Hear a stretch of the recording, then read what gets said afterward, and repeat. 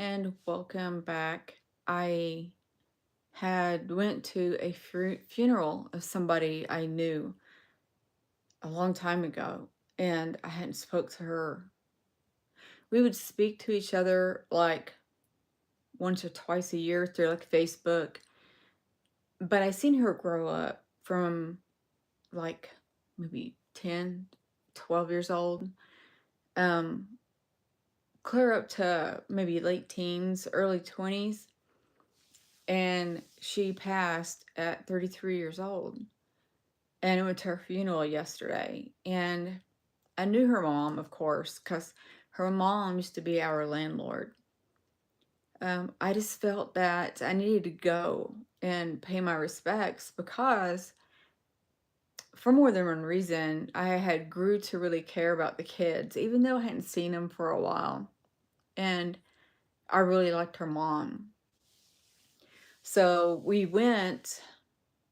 My kid's father went with us, and my two oldest daughters went with me because they knew the kids too.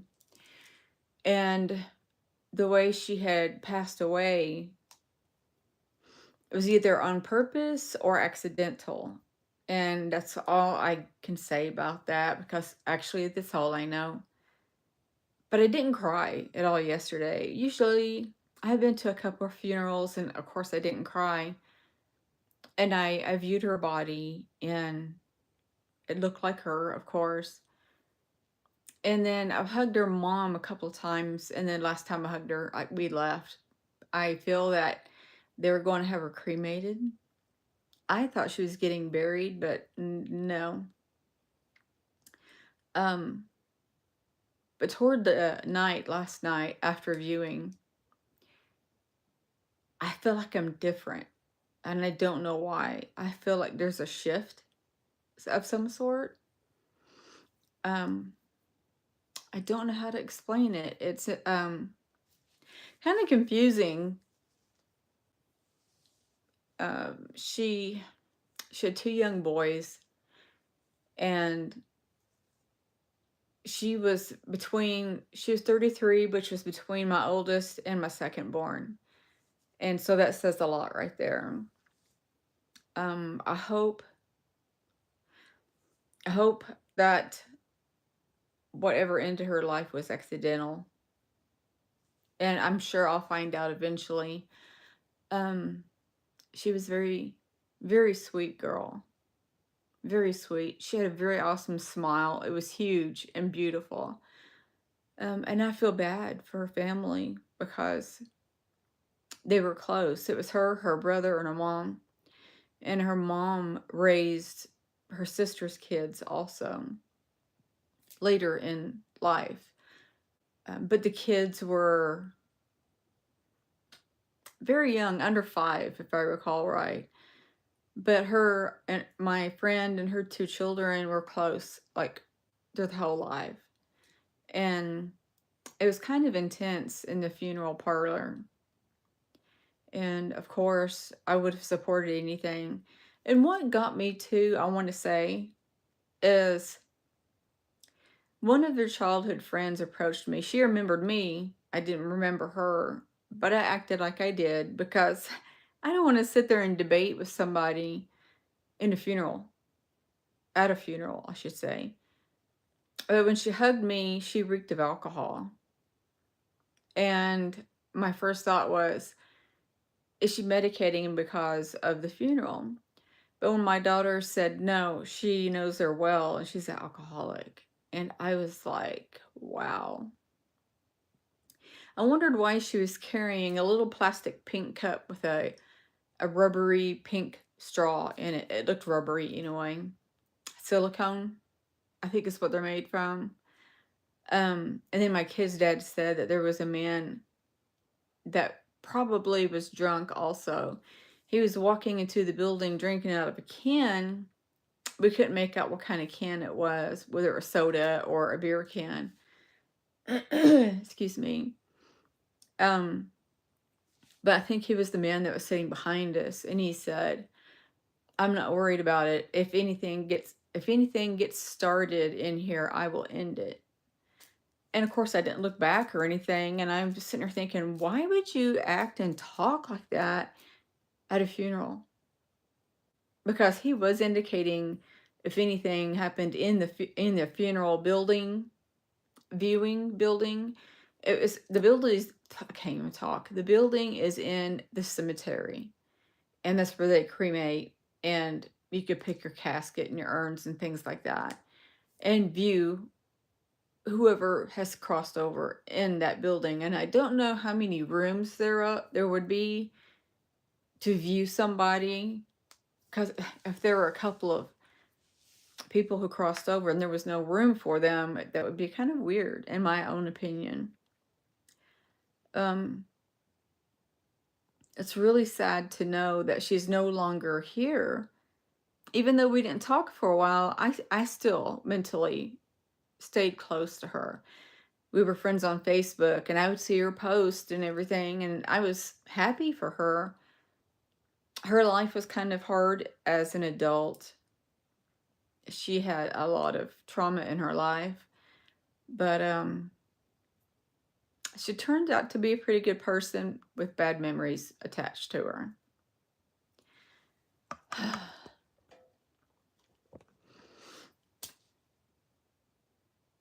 I don't know what time it is because I don't have a I don't have my phone on where you can see the time.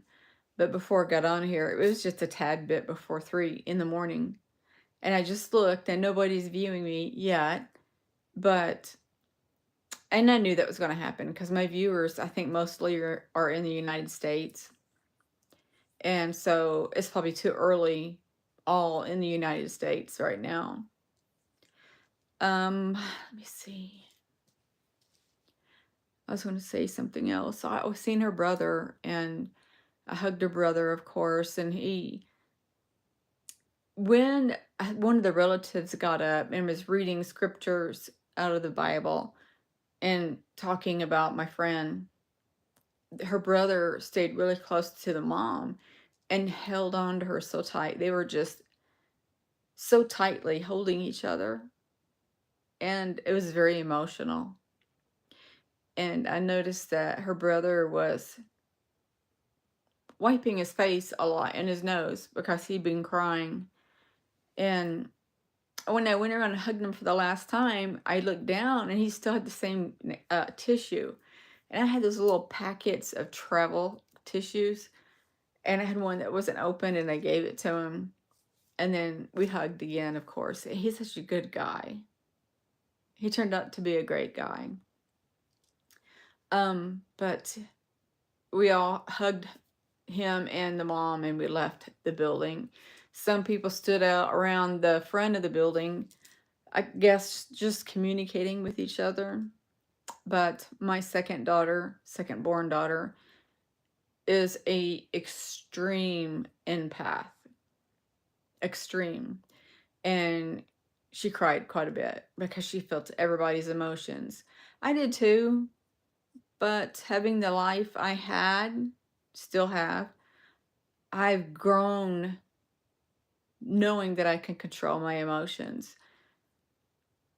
I think that if I didn't have the childhood that I did and I went to a funeral, I would cry more. But I was there for support more than anything. And of course, to pay my respect to my friend. I feel like when you go to a funeral, you're giving respect and saying goodbye, in my opinion. I I know you, and now you're crossing over, and I send you love and peace. I feel that's the way it should be. I don't think that if a person crosses over and you don't go to the funeral, the people that think you might go and know you didn't show up, I think that would be offending, because I think it's very important to say goodbye, even though they're not in their body, but you're telling their body goodbye. And being a medium, I know a lot of things, not everything. But when a human dies, their soul leaves the body, and their soul usually hangs around the family members during the grieving time. And I just heard something when I said that. You might have heard it too. I don't know.